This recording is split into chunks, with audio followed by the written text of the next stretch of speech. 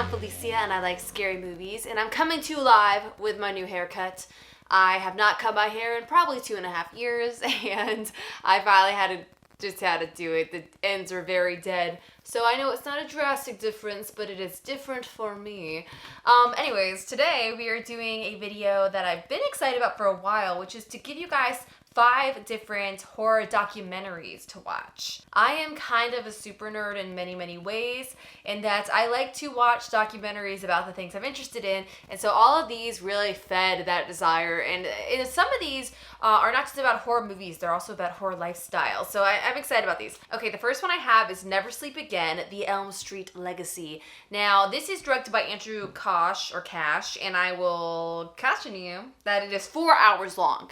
And though that might seem extreme, I actually enjoyed every minute of it. I'm pretty sure I watched it like in sections. I didn't watch the whole thing straight through, because I'm not crazy. This really is a great documentary, and there's also some other Nightmare on Elm Street documentaries coming out. Or I Am Nancy already came out. I have not seen it. And then another one that is coming out, or it's already been on the festival circuit. It's actually, well, he's right behind me, Mark Patton, Scream Queen himself. Let me see what his documentary is called. Okay, it's called Scream Queen, Scream, Queen, My Nightmare on Elm Street. And just how Mark Patton's life was really affected by starring in Nightmare on Elm Street 2. That'll be coming out at some point. I don't know when, but I really want to see it. Okay, anyways, but Never Sleep Again, 4 hours long, excellent documentary. It has interviews with cast members, of course, like Robert Englund, Heather Langenkamp.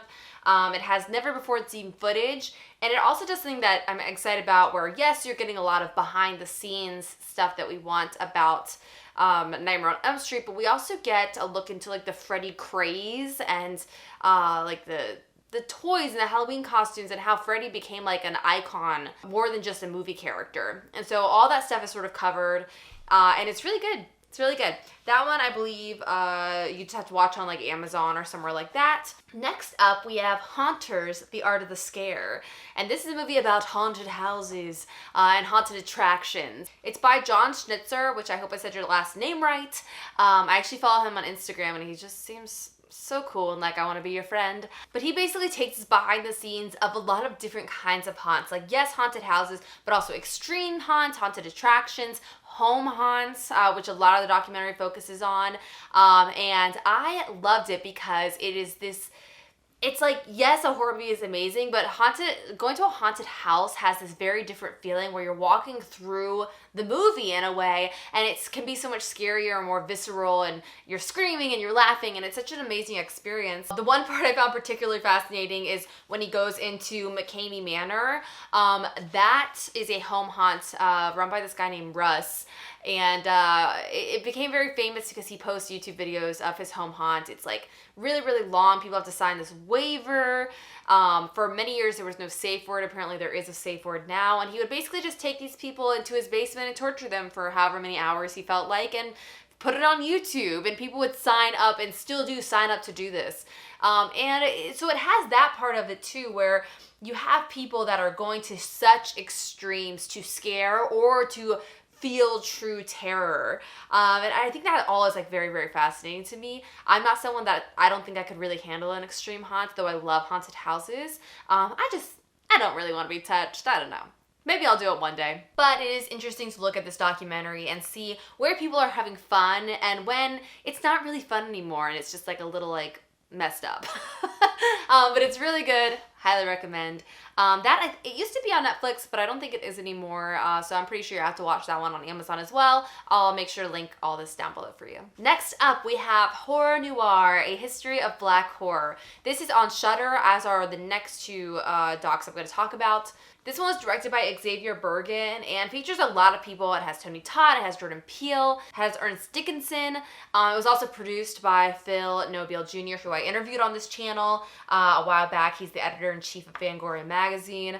And this is a great documentary because, one, it's a subject that I feel like has not been explored enough. And this documentary really dives into conversations with Black horror actors, producers, directors, writers, and how they feel like they fit in this genre and how that has changed over time and the changes that are still coming. And it's really fascinating, and the thing I love most about it is that it's not just like interview style where you just have like the interviewee on camera, there's a person behind the camera asking questions. They put different people from the genre in conversation together. They put them in a movie theater where they're watching different movies that have had influence over their lives in whatever way. And it's a really good one, guys. They're also on Shudder with the same producer, Phil. They are coming out with a queer horror documentary that should be out in 2020. All good stuff coming. Okay, next up we have Why Horror. So this I actually just watched this morning because I already kind of knew I was gonna like it, and I knew I wanted to probably include it in this video.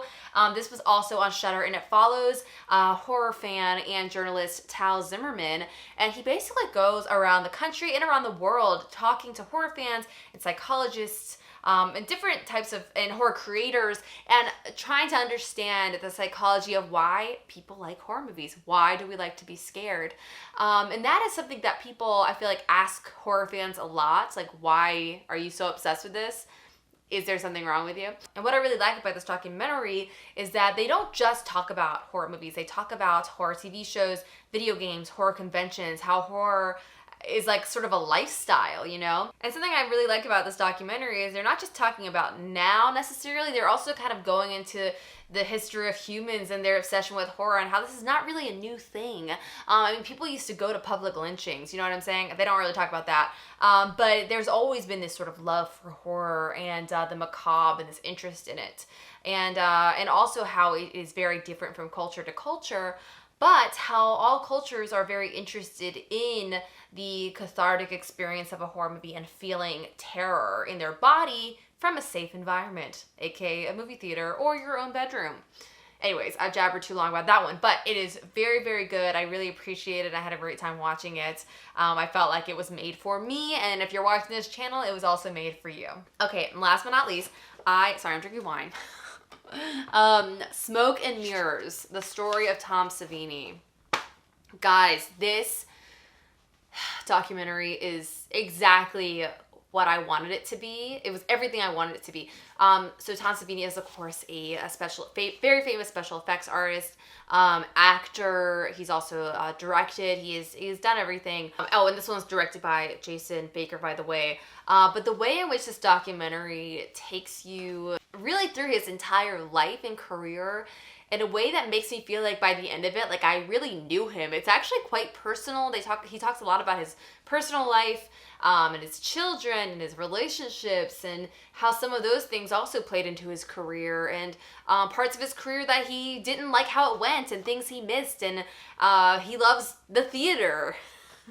He directed multiple productions of Dracula. There's just so much I didn't know about Tom Savini that is in this documentary that just made me appreciate his life's work even more than just as like a special effects artist. Like, yes, he is that, and that is what a lot of his legacy and rock stardom is from, but he's also so much more than that, and just I really loved it. I thought it was a great documentary.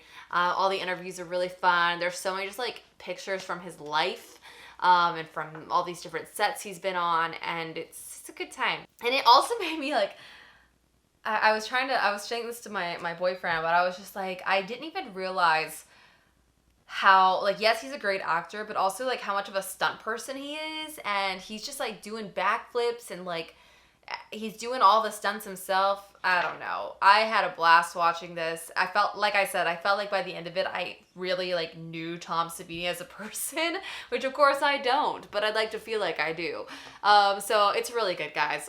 Those last three, once again, are on Shudder, and then Haunters, Art of the Scare, and Never Sleep Again are on Amazon. So I'll link those for you down below. But Thank you guys so much for watching. I hope you check some of these out. And I know there are other horror docs out there that I haven't seen yet, so please make your recommendations for me down below. Because I want to give you recommendations, but I also want you to give me recommendations. That's why we're all here. Okay. I will see you guys in my next video, and have a nice scream. Bye.